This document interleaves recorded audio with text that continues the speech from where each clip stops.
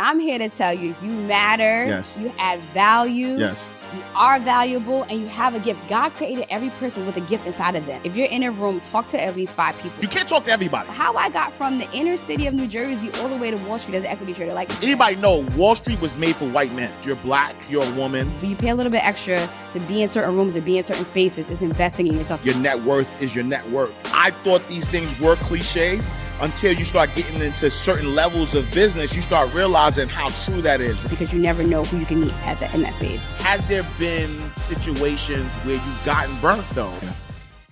Hey, wait. I know you want to watch this next video, but listen, if you are an entrepreneur, business coach, business consultant, or a small business owner who has a story and wants to learn how to create multiple streams of income from your story, I need you to text me right now, my book, to 646-687-4152. That is my personal number. I have been an author for over 12 years. I've written 10 books. 4 of them have been bestsellers, and I've sold over 100,000 books. But I've also helped a lot of my clients take their expertise and put it into a story, then create multiple streams of income from that. So I want to help you do the same thing. So text my book to 646-687-4152. All right, let's go back to the video.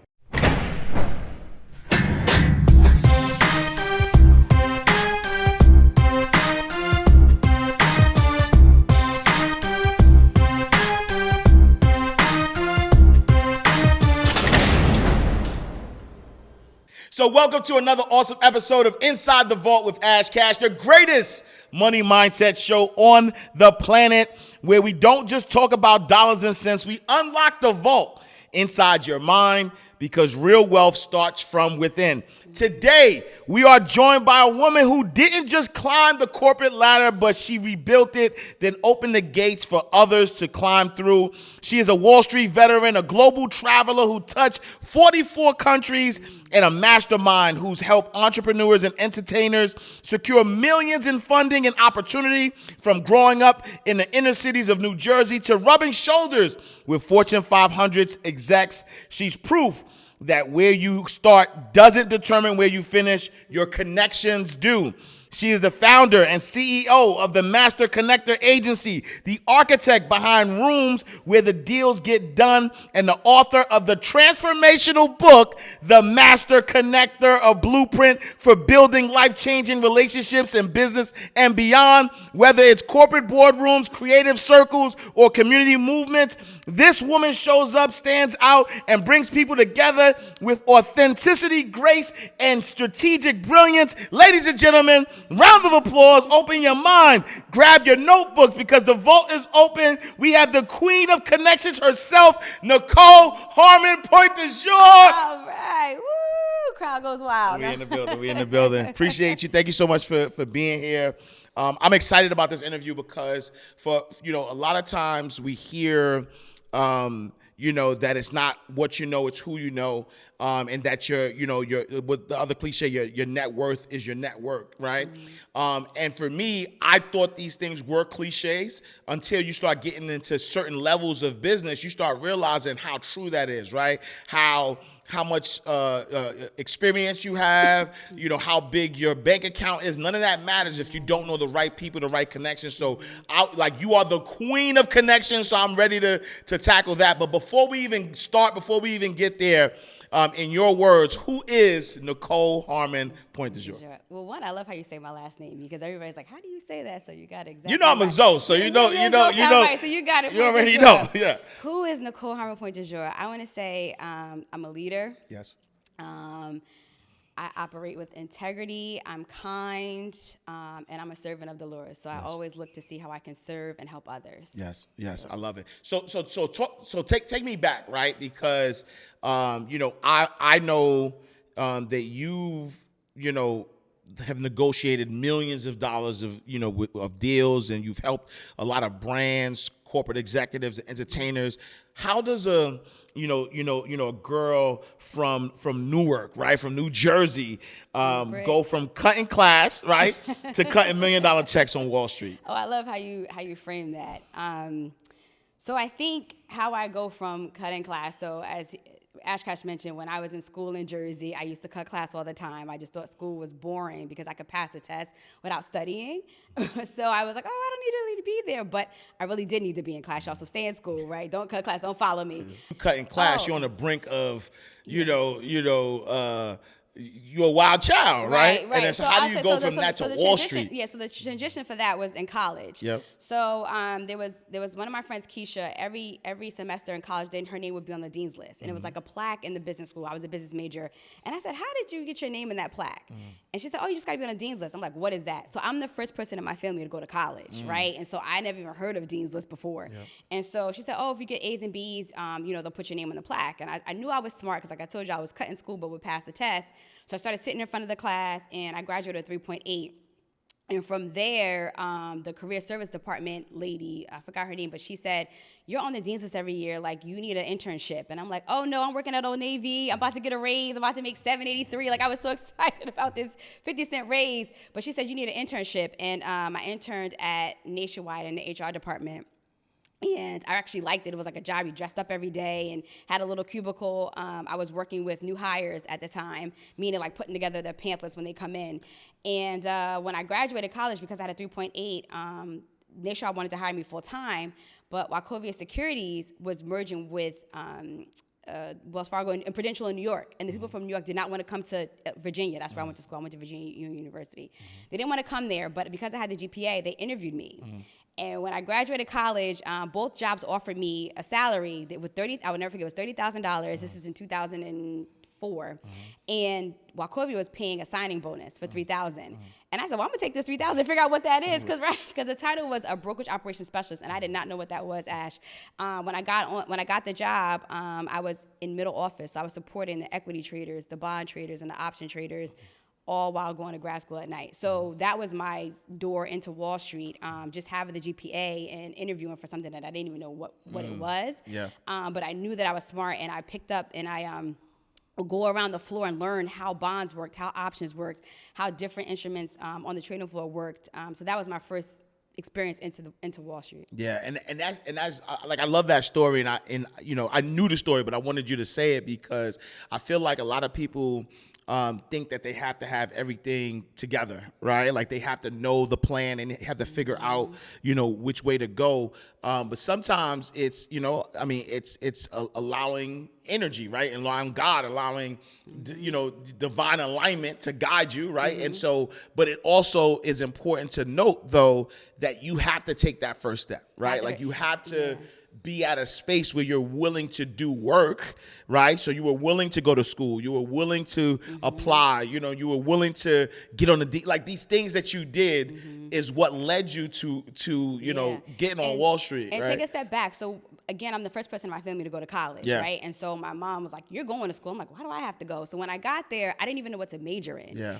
And there was a speech and drama scholarship that I got, and I was like, I did it for 1 year, and I was like, I don't want to do this. I don't want to be on stage talking in front of people. So my mom was like, well, major in business. Everything's a business.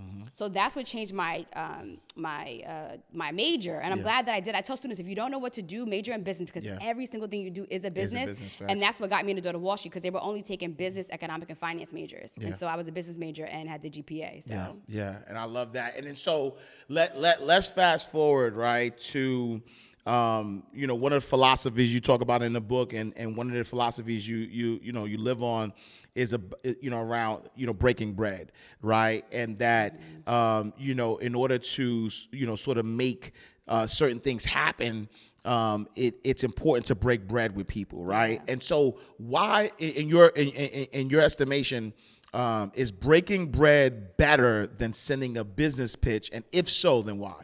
I think breaking bread is for sure better. When I got to Wall Street, everybody did coffee chats. And I didn't even know what that was. And I barely drank coffee, but I was drinking 2 cups a day because there's always a coffee chat in the afternoon, a coffee chat after work. So I do think that breaking bread is better because it pulls people's guard down when you break bread over food. So I always tell people to invite a person to lunch and understand what their business plan, what their model is, and then figure out how you can plug and play into what they're doing. Because a lot of times people lead with what can someone do for them versus what can you do for another person. Yeah. And I feel like when there's food involved, everybody loves food. I'm assuming, I know I do, right? So I'm assuming everybody loves food, but it kind of breaks down the barrier where you're sharing a meal with someone and talking about your goals and your aspirations for the year. So so how do you maneuver around, I guess, comfortability, right? Because I know for me, it took me a while. Like I've never been a shy guy. Like I've always been a you know extroverted. Like I'm not afraid to approach people. But I did corporate America. My first year or two was really, really rough because I'm from the projects, and so we talk a certain way.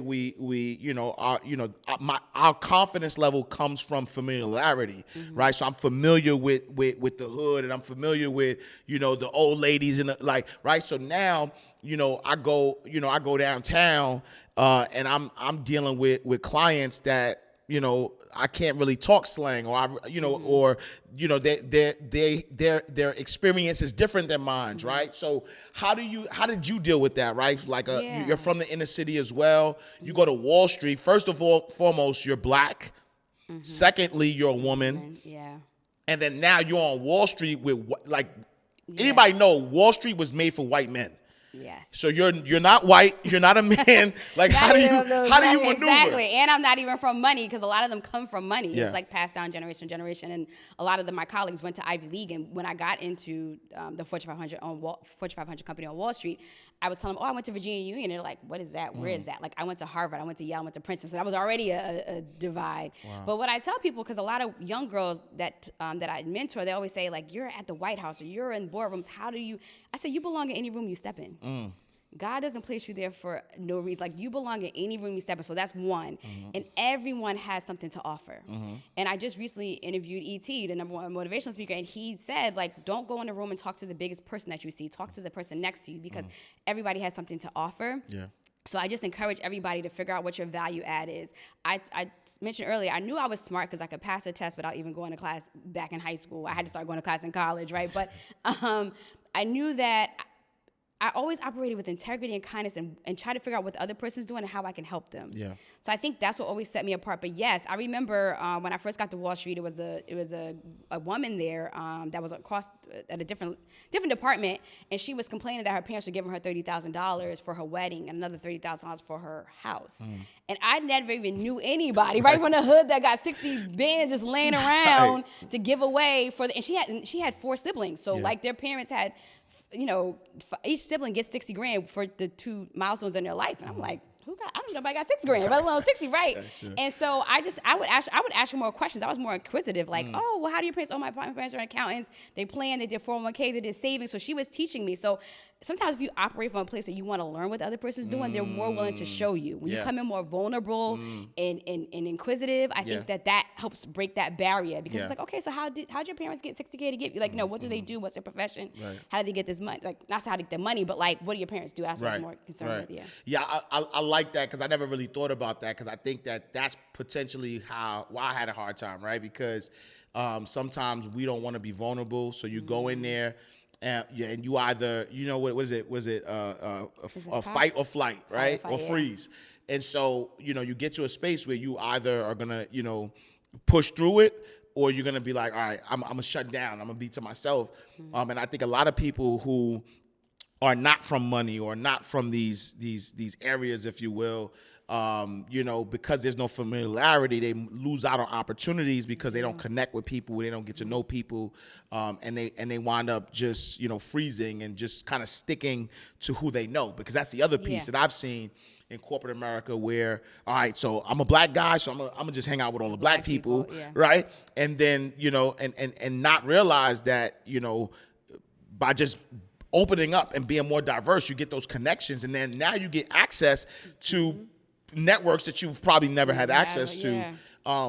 Talk a little bit about that mindset, though, right? Like that mindset that you have to be successful in corporate, right? Because I know it's one of those like dog eat dog kind of environments. I'm a fan of Billions. I love watching the show Billions, because it gives you like an inside view of a billionaires and billionaires and what they do. And every time I watch that series, I'm like, yo, this is worse than the streets. You know what I'm saying? I always feel like if you can survive in the streets, you can survive anywhere. 1,000. But when you start thinking about how they play at that level, in corporate America, like we could be cool today, and then you know what I'm saying, like somebody does something. So like, what type of mindset do you have to have in order to be successful? Yeah, I think the biggest thing is don't take things personally. That is a huge thing, because oftentimes people get caught up like, oh, this person did this to me, or take everything personal. At the end of the day, it's a business. They're about dollars and cents, and they're just trying to make sure that they're bringing in more than what's going out, right? So I tell people, don't take things personally. Operate from a place of wanting to learn, because people are, for the most part, people are willing to show you. You have to be the best at what you're doing, so you have to show up on time. Like the littlest things that we just take for granted, showing up on time, making sure you're doing an excellent job, not just a good job, an excellent job, because they're already looking for ways to not want us in there, right? Like they make it uncomfortable for us because we didn't come from the same cloth or the same Ivy League schools or the same, grew up in the same areas, but do the best job that's in front of you. Operate with integrity, show up on time, and always be willing to learn. I want to say one thing about going back to school. So in high school, when I said I used to cut class, I barely even showed up. And then when I did, I would sit in the back. And I would talk and be distracted. I tell every young person, sit in the front of the class. Even in corporate and meetings, when you sit in the front, yes, it's uncomfortable because you're exposed, but it forces you to pay attention. And the analogy that I use is when you go to a concert or a basketball game or any paid thing, the front ticket is VIP. So why not treat education as VIP? Why not treat your job as VIP? So sitting in the front, if you go to a meeting, you sit in front, they're like, oh, they're really paying attention to what I have to say. And it forces you because you're out in front. Stay after, ask questions to the speaker. Like try to build allies and try to find connection points. And one of the things I always say in networking is lead with a compliment to people when you meet them. Say, oh, I like your shoes, I like your hat, or I like the way you just presented. If they say thank you, then you can ask another question and say, are you from around this area, or what field are you in? Right? Ask questions how to keep the conversation going, to learn a little bit more about the other person, to show that you're interested in them. No, I love that. And then so let's talk about this currency that you are the biggest advocate for, right? And so most people, they chase the bag. You chase connections, right? Talk about why are relationships one of the best kind of currency in the business world? They are, because they cut through the red tape. To me, I have so many people that have way more money than I do that call my phone constantly and ask me for connections or insights or access to things. And so like, I don't want to say it's our nepotism, but like it's for sure. It's our nepotism, right? Like having the access to get things done. And so my Rolodex in my phone is like vast. And so if someone calls me and needs something, I'm sure there's one person I can call that can get it done, or they know somebody that can get it done. But relationships are so important. You have to nurture relationships too. You can't always go in relationships with ask. You have to go in there with providing a service first. That's what I tell people. Anybody that I call always reaches out to help me because I've helped them at some form of capacity for free in the past. But relationships are key to getting things done. That's what I always say, like it's the key, the glue that to help you get to the next level. You're one person away from changing your life, or you're one connection away from, changing the trajectory of your life. That's 100%. And you said something that was key, right? Because, in your book, you say that the first rule of networking is to lead with value. How can that mindset generate wealth? Because one, you're setting yourself apart from, let's say, 90% of people. Every time people meet, most of the time people meet people that are always asking for something. But when you go and you meet somebody and you providing a service and saying, hey, I always tell people, ask people what their 2025 goals are. What's your aspirations? What are you working on? And understand what they're working on, and then figure out how you can plug and play into that. So I always lead with value. That's the number one networking rule. That's how I've built my relationships, from the boardroom to the White House to the inner cities to entertainment, because I've always led with value. And so when it's time for me to need something, like when me launching my company, like anybody that I've helped, like, Nichole, what do you need? I'll do it like not even think twice about it. Like, how can we help you fast? Like, we can't help you fast enough, right? And I'm grateful for that. But leading with value sets you apart from the rest of the people, because most people lead with an ask. So, but let me ask you though, right? Because that sounds good, right? But when you like, how do you get to that space? Because people like to take advantage of people. Right? And so a lot of times when you lead with value, you're almost kind of opening yourself up to be used or misused, right? Because we all should be used. We just shouldn't be misused, right?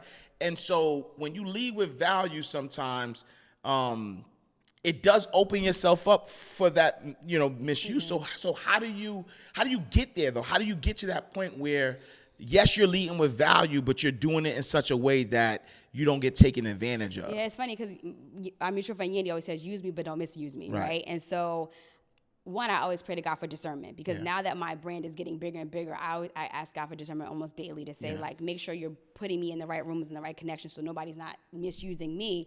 But I think you can kind of feel it. Okay. I'm just being honest. You can kind of feel it. Like, lead with a service that's not going to cost you and make you go broke trying to help somebody, right? But it's like, maybe you do one free service, max 2, right? Or maybe you say, okay, like, I used to give advice, information away for free all the time. Now I have a consultation fee. But like, if it's somebody that I feel like I can really help, then maybe I would say, okay, I won't charge you this time, but the next time, this is what this is.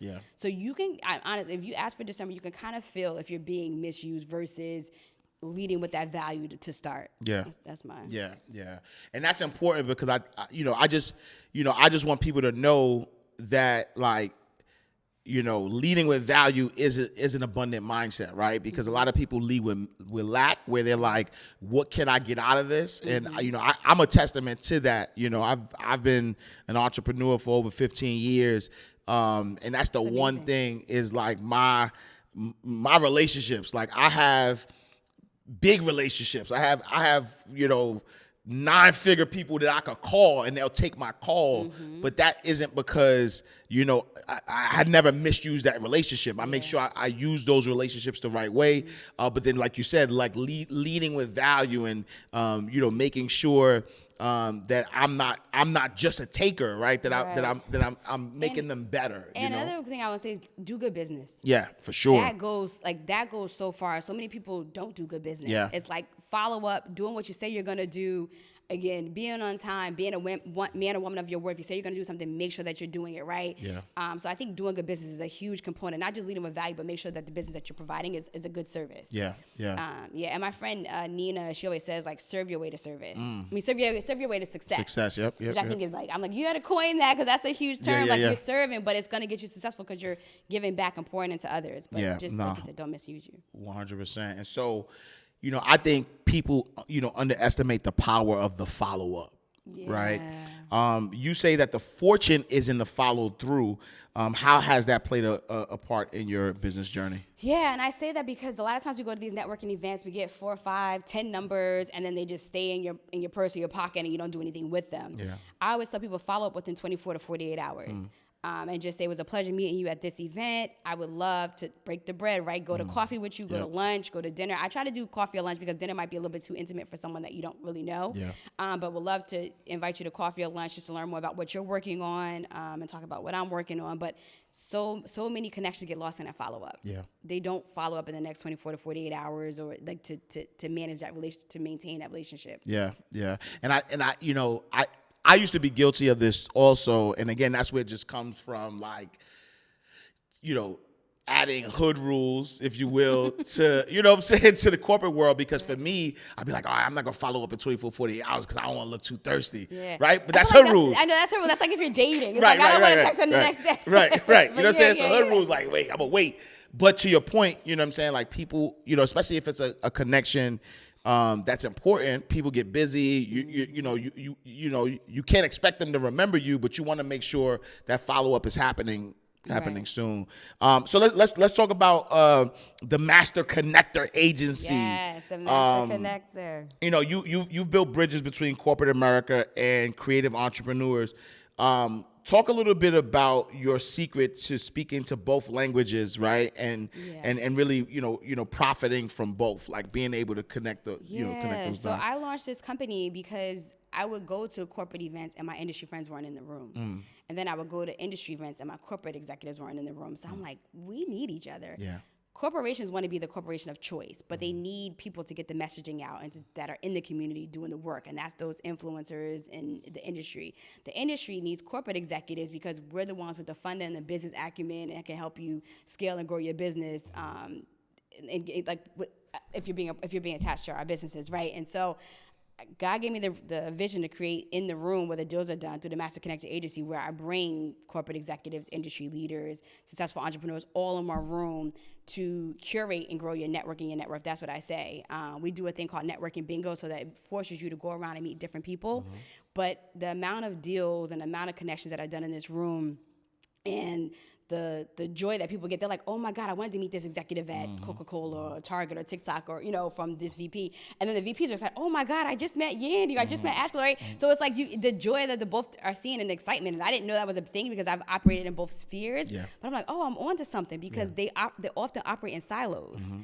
And they could do so much together and make money together and get businesses together and grow their brands together. So that's what I think was the value of having the room. And for me, operating in both spheres, I think I've never saw titles. Mm-hmm. And I think that's just how I've always been. I just treat people for who they are and try to treat everybody with kindness. And so I think that's how I'm able to be on Wall Street and just operate and give everybody grace and kindness, and then being in these entertainment rooms too and operating with grace and kindness. I think that's how I show up in both areas. Yeah. One of the things that I've noticed in my career is that the better quality rooms that you want to get into, you got to pay, right? The Honorable Sean Carter, Jay-Z, once said, meet me at the table, the one that starts to G up. Yep. That way no fraud willies silly gambling they re-up, right? And what people don't realize, like that's a cheat code, right? Like he's literally saying, meet me at the table that starts $1,000 or more in betting, because I don't want to be at the other table where people are pretending. I want the big willies. I want the people who really in the room, right? Yeah.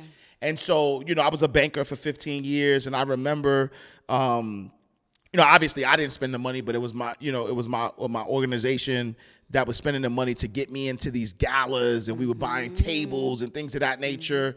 So we would donate our way to get access to like other wealthy people, right? As I became an entrepreneur, I was, I think I've probably invested over $200,000 in mentorship, right? Wow. As an entrepreneur to get into certain rooms, right? I only sit first class. I'm at the Delta Lounge, like all these things that at one point though, I didn't see the benefit of it. I'd be like, I'm not doing that. But I mean, you have a story of how you've met someone, you've made some good friends and built businesses and, helped people through meeting at the lounges. Talk about, how to invest in access, right? Like how can someone with limited money still put themselves in powerful rooms? Yeah, that's a great question. And I do talk about that in the book, like you putting yourself where you see yourself, right? Like don't go broke and like losing your house trying to do it, but sometimes pay a little bit extra. Like even for my events, like a general admission ticket is $150, but VIP, that's where the deals are getting done. Like you're in a separate space, you're getting meet and greet with the talent, you're getting a meal, you're breaking bread with other people that pay for the VIP ticket. Even I did share in my book two quick stories. I'll just share them really quickly. I had to fly home to Jersey for an emergency, and I booked first class similar to you, where it's more comfortable up there. Right, but, for sure. Yeah, but it's like you get in first, you get out first, and you don't know who you sit next to. You don't know who you're sitting next to. And I remember flying home, and to Jersey, the flight is usually $200 to $300 from Atlanta, and I paid $1,600 because it was during Christmas and it was during the holidays. And I told my uncle, I'm like, I paid $1,600 for this flight. He was like, you from Newark, like, what are you doing paying $1,600? Like, sit your ghetto behind back and coach. And I'm like, first of all, I'm not ghetto anymore. I've refined, right? And he's like, well, you can meet somebody that wants to join your community and coach. I said, well, I can meet an investor in first class. And that same flight on the way back home, I met a guy that was helping advise me on my business. I was telling him what I was doing. And the other story that I wanted to say was the Delta Lounge, as you mentioned, you do have to pay extra. You have to have a platinum Amex. To be in the lounges, and I was there during Essence Fest a couple of years ago, and I saw my friend Jamal that was in the lounge, and he said, come over here, I want you to meet Cynthia Bailey in Egypt. And so I'd seen them on TV, but I didn't know them, and he introduced us. But because they saw me in the lounge in that space, and I was introduced by somebody that already had a connection to them, we built a relationship. And I said, hey, when we get to Atlanta, let's go to dinner. That's that breaking bed piece, y'all. Let's go to dinner when we get back, and I want to understand what you're doing. And because they were in entertainment, I wanted to bring some of my friends that were corporate executives and put them all together in one room, and we had dinner at my friend Yandy's spot, and it was like, they were like, we love this. Can we do it again and again and again? Because we got to learn from each other. But had I not placed myself in the Delta Lounge, or, paid to actually be in Delta Lounges, or paid myself to be in first class, I wouldn't have met those people. Like you said, Jay-Z said, like, pull out the fakes who can have $1,000 to be on this crap table, right? Like paying a little bit extra, but it's investing in yourself. Yeah. I want y'all to miss that. It's investing in yourself. When you pay a little bit extra to be in certain rooms or be in certain spaces, it's investing in yourself, because you never know who you can meet in that space. No, absolutely. And so you've said this, that God gave you the vision, for the Master Connectors Agency, and connection, like that's a gift that you have, right? How did you know that connections was your gift? And then, what made you decide to, turn that gift into a business? I love that question, Ash Cash, because someone literally, I'm in like 5 different Bible studies, y'all. And someone literally talked to me about that yesterday, about, was a passage in the Bible. I think it was in Jeremiah, where it was saying something about your gift. Like God, he knew you before you were made, right, and he put your gifts inside of you. And I was telling somebody that my whole life, people have been saying I need to start a business because I know so many people, I'm in so many rooms. But it wasn't until God gave me the vision, and I didn't know what my gift was. I just knew that I knew how to connect people. I knew that I knew a lot of people. I knew that I did good business. Those are the 3 things I knew about myself. And I could connect people with ease, where sometimes it would be a struggle for people. I would do it with like my eyes closed, connect people. And so one day God gave me a vision. This was 6 months ago. He woke me up at 3 o'clock, and I told somebody, I'm like, he always kept talking to me at 3 o'clock in the morning. No other time, God, I'm trying to sleep. But they said that's his hours, 3 to 5. Yeah. So he woke me up at 3 o'clock in the morning, and he's like, you're going to create a space where you're bringing together your network and your net worth. Your network of people from corporate executives and industry leaders. You're going to call it in the room where the deals are done. And that's how I knew what my gift was. And I want to tell people, this is how you identify your gift. It's anything that you do naturally. Anything that you love doing. So it's things that you do naturally, things that you love doing. And the other piece of it is things that people call you to do. So if I was doing a book, and I'm like, I know Ash Cash has 1 million books, so he does things naturally. I'm like, can you help me figure out how to get this book off the ground, right? Like, you do that naturally. Like, you like writing books. This is what you do. For me, what I did naturally was connect people. I didn't know it was a gift because I didn't have a tangible product. Like, a book is a tangible product. Yep. But I knew that people were always calling my phone for connections to things. Yeah. And so I think that's how you identify what your gift is. It's something that, again, you do naturally, something that you love doing, and something that people are always calling on you to do. Yeah. Yeah. And so that's how. Yeah. No, I love that. And it's funny, though, because I think that, and I'm sure you could attest to this, like, even when I think about who I am now, and like my natural gift, which I would say is business and marketing, because I great with people. But even in corporate America, like every time if there's a new business that opens, or I probably manage 7-8 branches in my career. And the reason for that was that every time, they put me in a branch, I was so good at marketing, I would build it up, and they would take me out and put me in the next branch. You are a marketing genius. Right? Let me put you in the next branch that need help, figure this one out, then go figure that out. So I realized that, like, I've always had that skill set, right? Even as a kid, I was always that way. And I just translated that into entrepreneurship. I know that you had to have had that gift, right? That connector's gift. How do you acknowledge it, though, right? Meaning, it took me a while. Like, for me, I would just let people use my gift, right? It took me a while to say, nah, bro, this is what you should be focusing on. Like, how did you come to that realization that it's actually a gift and not something that, that you took right, for because granted? It took me, I'm not going to tell y'all my age, but I've been on Wall Street for over 20 years, and it took me over 20 years, and I just lost my business 6 months ago. So it took me a long time, decades, right, to figure out my gift. But I will give you a story. So a big name person reached out to me and was doing a conference. And so he said, hey, Nichole, he called me. He's like, hey, Nichole. And he's like, well renowned. He's like, Nichole, I'm doing a conference. Can you help me book some female speakers?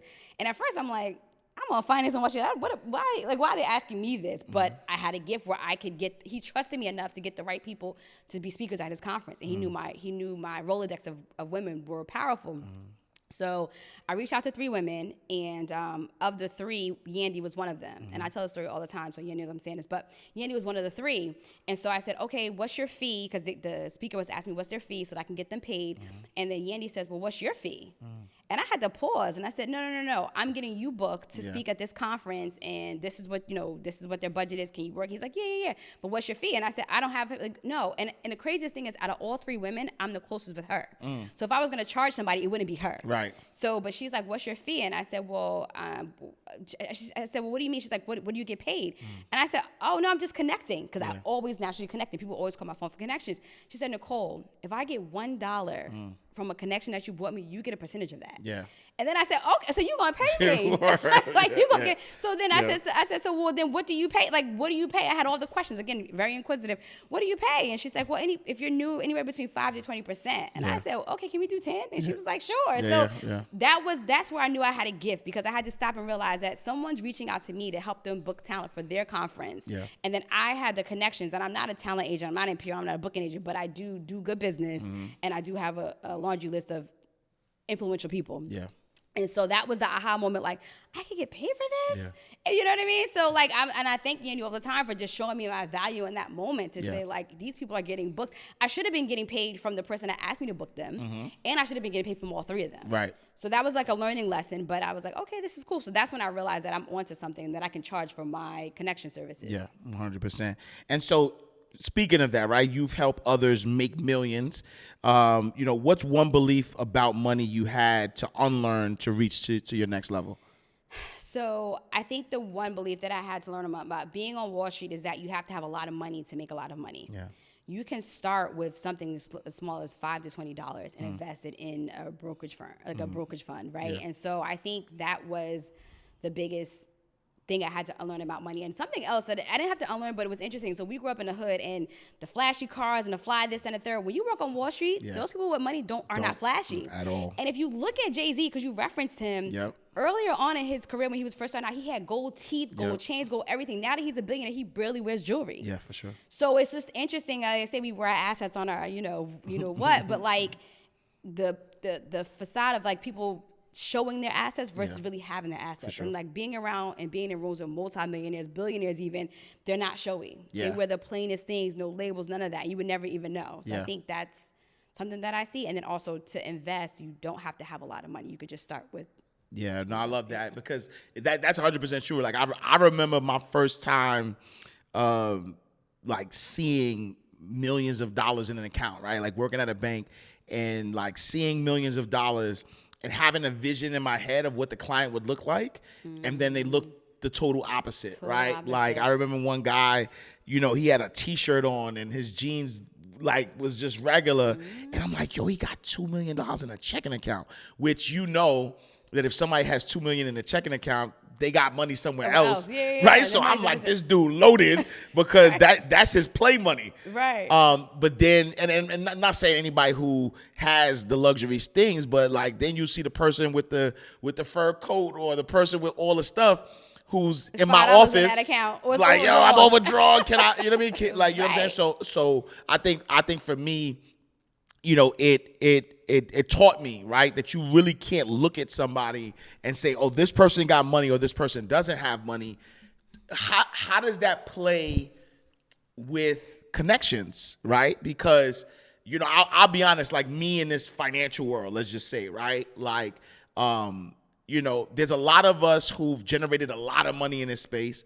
And there's a lot of us who are flashy, just because from where I'm from, I don't, I'm not flashy at all. And I'm not like the loudest in the room. Like I'm more like low key or whatever. I'm like I don't know. I'm one of those, like, if you know type of guys. Like if you know me, then you know me. But if you're not, I'm not gonna, make any noise. But sometimes, right, like people overlook me in a room. Right. And I might have more power than, and not no disrespect, but I might have more power than the guy who showed you his Lamborghini. Right. But because he's online showing you the Lamborghini, I'm in a room, everybody's flocking and they treating me like, he's nobody. It's cool because I'm cool. But like, how do you, as you're teaching people to connect, like what is what is that? How do you discern like who's worth? Because you can't talk to everybody. You can't talk to everybody. Yeah. So how do you discern like who do I talk to and who do I not talk to? Yeah, I mean that's a great question. I think for me, I know you don't talk to everybody, but talk to at least 5 people. Yeah. If you're in a room, talk to at least 5 people. That way you can kind of gauge it. And he said it best, don't go after the biggest person in the room. Yeah. Go after the person next to you. Like the job that I got on Wall Street came from one of my classmates. Like he got the opportunity and reached back out and got me the opportunity. So I think you should talk to everybody in the room.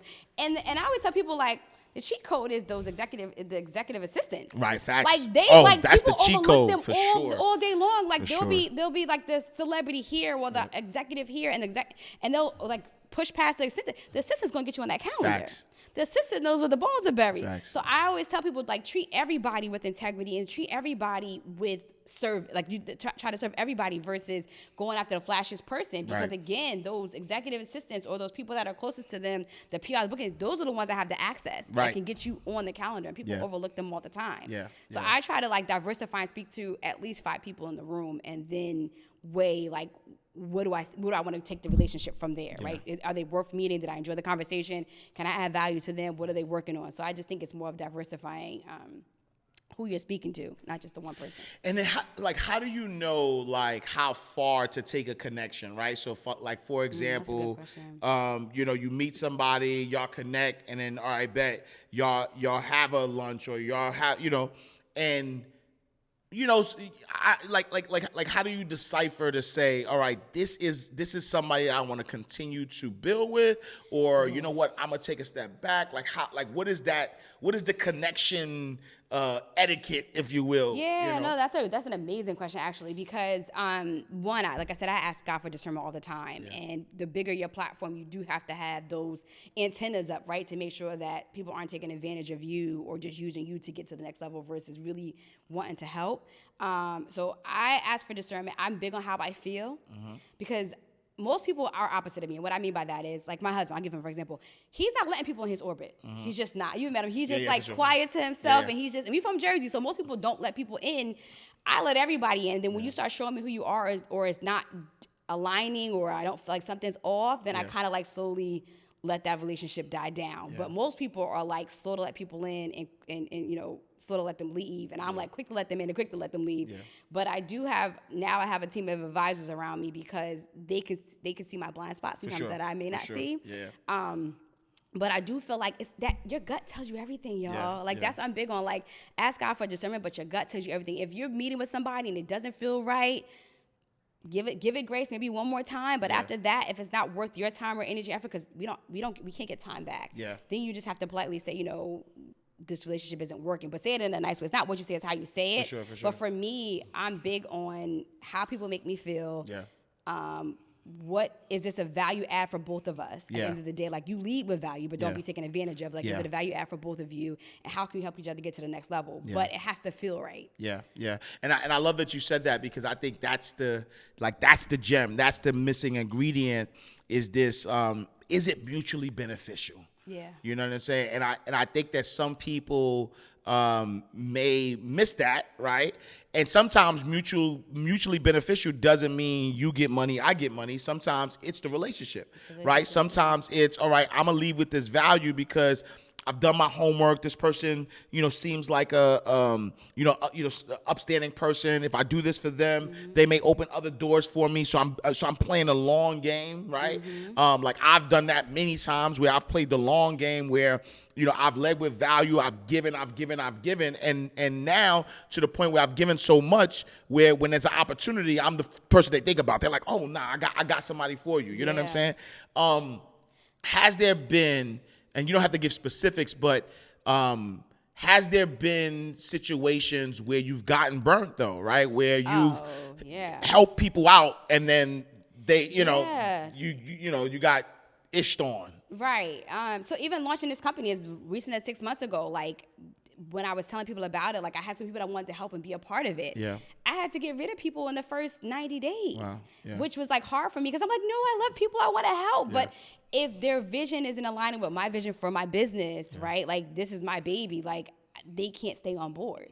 And so like I had to literally get rid of like 3 people, and I had to say like where this company is going like is not aligning, or you're not pulling your weight, because it's a lot of work I'm a startup, right? Absolutely. It's a lot of work in the beginning. So if people aren't putting in the same amount of work or things that you ask them to do, then you have to make those quick decisions to say like you can't continue on, with me, which is unfortunate, but you got to make those hard decisions. Yeah. And so I noticed early on like people on my team just weren't pulling their weight, I should say. Yeah. It was like at least 3 people in 90 days. So. Yeah. And then when you look at like adversity, so whether it's people on the team, whether it's, a deal that, you made an introduction and they didn't, live up to who they say they were, whatever it is. Yeah. What lessons have you learned through adversity? So for me, I love adversity because it makes you stronger. Yeah. I feel like everything that you go through makes you who you are today. And I tell people it's only going to get better, right? I have gotten people, like you said, millions of dollars, and they barely even said thank you. And so for me, it's like, okay, God, like, are you letting me get them these 9-figure checks or whatever, and they don't even say thank you? Then I just take those same talents and focus on somebody that does say thank you. Yeah. So that's all I do. Like, I take it as a learning lesson. Like, you can't take it back. So it's like, okay, I helped you get to where you are with this.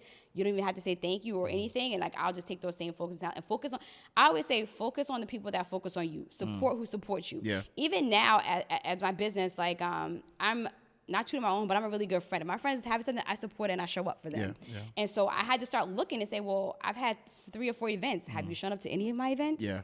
So it was like, I look at that now, like, who is supporting me? Who is showing up for me? Because I've been showing up for so many people for so long. Yeah.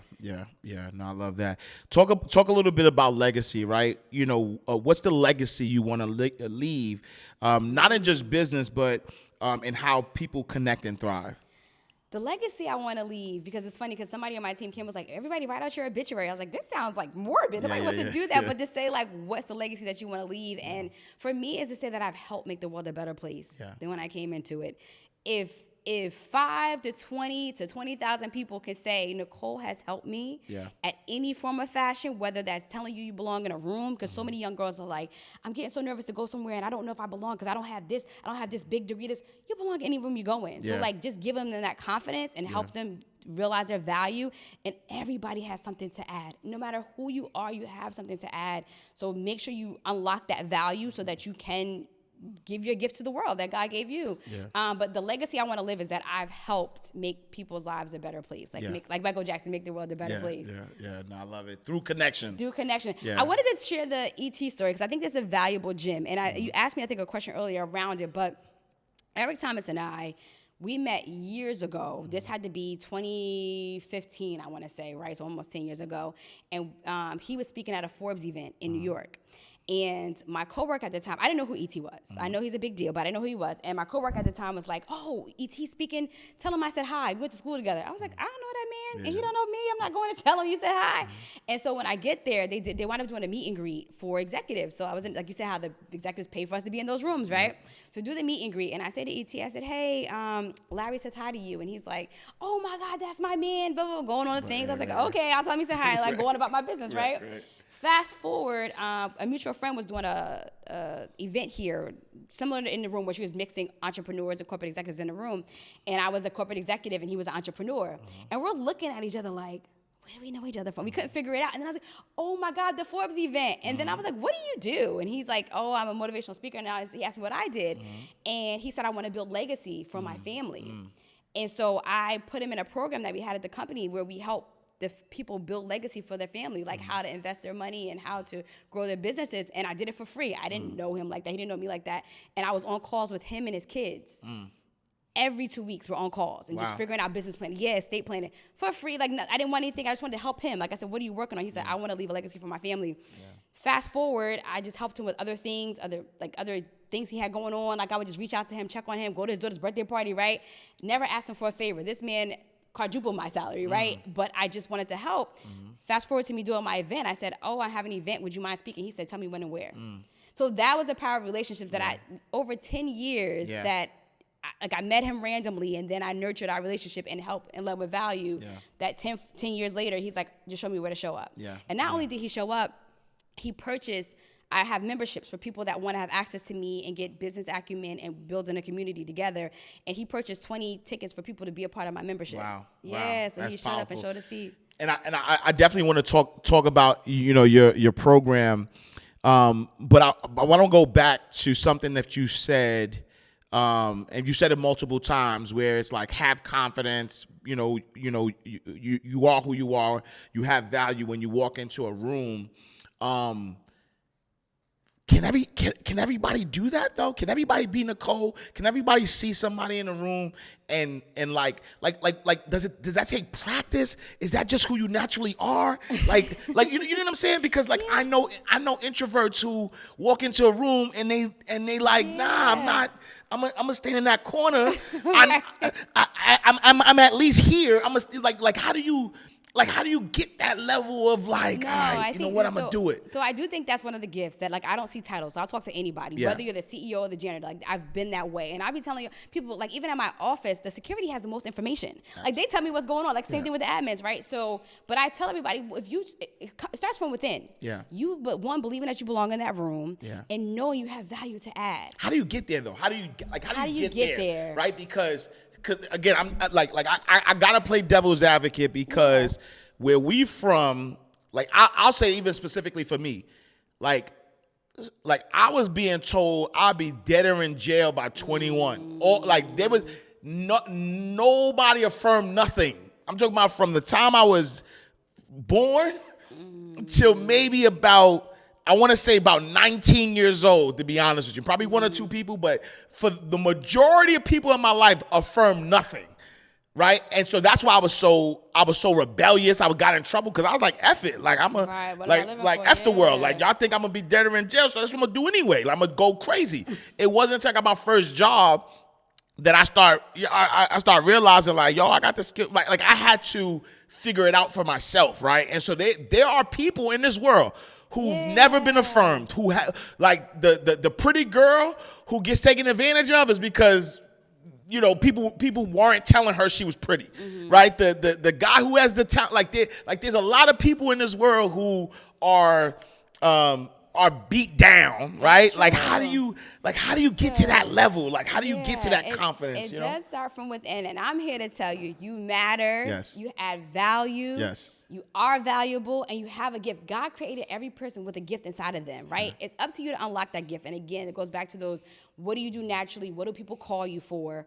And then I give tips for people that are shy. Like you said, the introvert is going to want to stand in the room, but force yourself to meet 3 people, and you lead with a compliment. That breaks the barriers for everybody. Everybody loves a compliment. I don't know not one person that doesn't love a compliment. And I could be having the worst day. So I'm like, oh, I like your hair. I'm like, oh, you do? You know what I mean? So you lead with that compliment to bring people's guards down, and then you ask those 2 simple questions. Are you from around this area? Because people love to tell you where they're from and what they got going on. What field are you in? Those are 2 generic questions outside of the compliment that you can ask to keep the conversation going. The third one you always want to ask is, when they say which field are you in, what are you working on this year? Like, what's your 2025 vision? What's your goals? Because then they'll start talking about themselves. And as you're listening, you figure out how to plug and play. The confidence is hard because, like you said, coming from the inner city, we're not told all these wonderful things about ourselves because we're trying to survive. Right. At the end of the day, we're just trying to survive. But knowing that you're beautifully and wonderfully made by the Creator, and you have a gift to offer and value to add, like, that starts from within. But Ash and I are here to tell you, add value and you matter, and go into that room with confidence and operating on the gift that you have. No, I love that. And one of the things which you know, I want you to talk about, you know, your program, because one of the things that helped me with my confidence was Toastmasters, right? It was like, you know, I was the worst with articulation. I'm from New York, so it was a lot of non-means that was coming out. Right. A lot of B's, you know what I'm saying? But I went to Toastmasters, and Toastmasters #1 kind of taught me how to speak on the cuff. It taught me how to actually even connect within a group setting. And so for me, that's why I will always be part of a mastermind. I will always be part of a group of people that are like-minded, that want to, that have knowledge that can help me. And so you started a program where you're helping people. First and foremost, you're allowing people to connect with each other, but you're teaching them, everything that's in this book, but then even, the cheat codes of connections. Talk a little bit about your program. Yeah, thank you. So the program we're called the Connectors, y'all. So if you're part of the Connectors, it's over 20 of us in there. And I built the program because when I would do these in-person events, people were like, we want to learn more for you, Nichole. When's the next event? And I only do 2 in-person events a year. So it's a Master Connector community. It's $99 a month. We meet twice a month. So the first of the month we meet, I bring in experts that are experts in the field talking about trademarking, marketing, compliance, the 5 keys areas of business, like everything you need to know to have a successful business. And these people are in my Rolodex. They come on and give us different tips and tricks on how to make a business run successfully. And also, we are a community. I feel like we need each other more than ever now. So a person in there is an author, we buy their books. A person in there has classes, we show up for their classes. So we support each other. Somebody the other day was asking about somebody to build an app. Then somebody in there was like, oh, I got $20,000 budget to do the app. So like we're cross-pollinating and helping each other grow our businesses. So we support each other's businesses. We put functions in there, like different events that are happening around the city. One of my members owns a podcast studio, so we'll film in her studio. So we kind of like keeping that black dollar circulating in our own community. But what I love about it is that we're learning together. Yeah. So I'm a new business owner, so I'm learning how to market my business. I'm learning how to making sure when I first started, I had to use my own personal address. They're like, no, you need a web address, right? The little things, the little tips and tricks that I'm learning as just being a part of my own community. But I do love it because it's a cohort, and like you said, being a part of something and communicating. And we communicate on a daily basis. So we're using a thing called Slack. Yep. Where people put their events in there, they put up their upcoming products that they're marketing, and we'll buy them. So we support each other. Nice. I love that. And like I'll say this, that I've made my most amount of money being around like-minded individuals. Yes. Right? Because I know for me, the African proverb says, if you want to go fast, go alone. If you want to go far, go together. Right? Yes. And so I know for me, I've always been, all right, I'm going to figure it out. But why try to figure something out that has already been figured out? Right? All I got to do is add my sauce to it. And so being in groups, being in masterminds have helped me. And so make sure y'all tap in, y'all learn about the Connectors, because at the end of the day, I mean, for me, why wouldn't you want to, if you own a business, why wouldn't you want to be in a room with somebody who has helped other brands secure millions of dollars? Why wouldn't you want to be in a room with other, like-minded people? Why wouldn't you be in a room with a person who is the queen of connections, who could bring in other connections that could potentially help you? So make sure y'all tap in. And I wanted to say something else about when you said about like the introverts and how do we get like that confidence, right? Yeah. So I don't love public speaking. And I used to say that all the time. I led with that. I used to say I hate it. Now I say I don't love it. But once I started operating in my gift, like God has pushed me on these platforms. Like I'm on Ash Cash's podcast. I'm going on a TV show next week. LA Tribune just wrote about me. Like I'm being thrust into public speak, and you wouldn't know about my business if I don't talk about it, right? But I was very uncomfortable with it because I'm from up top and we speak fast. So I speak very fast. But when you operate in uncomfortability and you push yourself, the doors fly open. Yeah. Operating in your gift and operating when you're uncomfortable, the doors fly. That's something that I do know. Like I'm a testament to that. Yeah. Once, like for my business to be 6 months old and to have 3 sold out events with major people coming, executives, big names, and being on TV and radio, like in 6 months, because I'm operating in my gift, which is the connections, and also getting out of my comfort zone, which is the being behind the scenes and not public speaking. And one thing I don't want y'all to miss is that it's called a gift because it's not yours. And people don't realize. So when you operate in your gift, all you're doing is being obedient to what God gave you, right? Because, one of my mentors, Myron Golden, says, God loves the people that I serve. And so if God loves the people that I serve and God has given me this gift, I can't hold on to this gift like it's mine. I'm just a delivery man. Wow. Right? I like I'm Amazon. I'm an Amazon driver. And so I have this package. It's not my package. Even though I'm the person that's supposed to deliver it, it's not my package. It's your package, right? Yeah. And so like you said, when you operate in your gift, when you're giving the gift to the rightful person that the gift is for, absolutely doors will open up. Fly open. Open. They said that I heard somebody say as we're adding, God is multiplying. 1,000%. Yeah. So as you're adding yeah. to yourself, God is multiplying it. Like his vision is way bigger than what we think. Yeah. What advice would you give to someone listening right now who feels like they're one connection away from changing their life? So the advice I would give, one, join the Master Connector community, because we're going to get you there. We're going to get you connected. That's one thing. But I tell you to operate outside of your comfort zone, right? Step out your comfort zone. Go to different events. Say you are, you want to work at Google. If you go on their website, they list their events. Like, you can just go to the events. Go to the next event that they're having and talk to 5 people. Register for the event, talk to 5 people, pay what it is you need to pay. Sometimes it might be free, right? But push yourself to talk to 5 people, and lead with those things I told you. Lead with a compliment.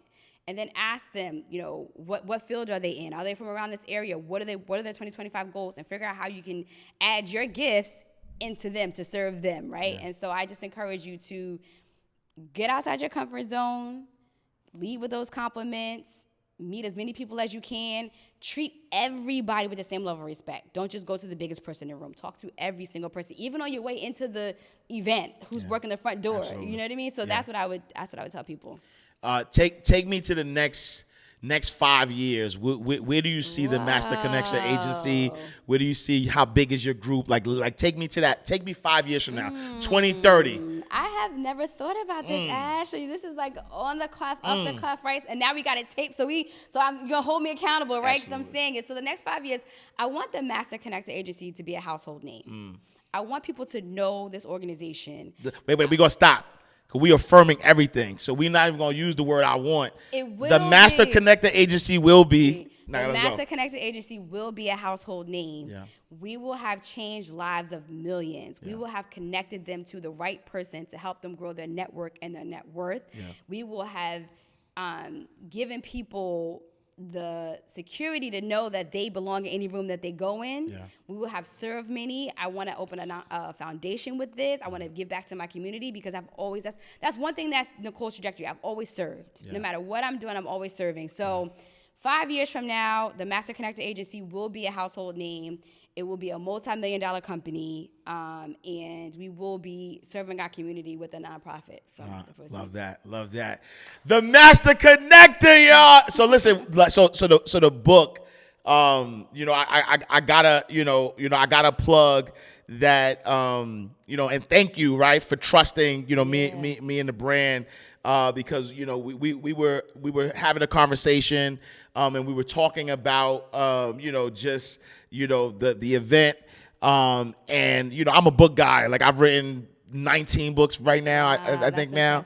I've sold a lot of books, 6 bestsellers, and I was like, yo, you need a book.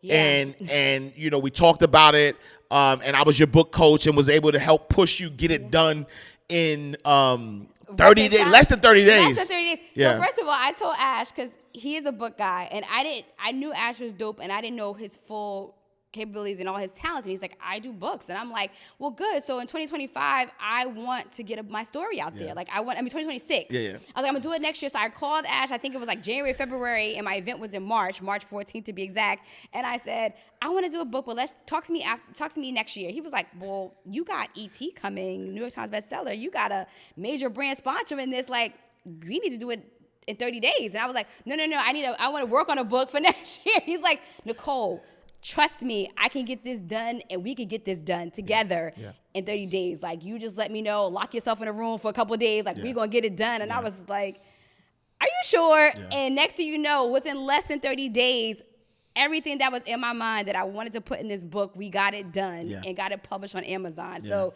thank you for operating in your gift, for stepping out of your comfort zone and not staying to the same inner city person. Don't talk to people how it's like. Sure.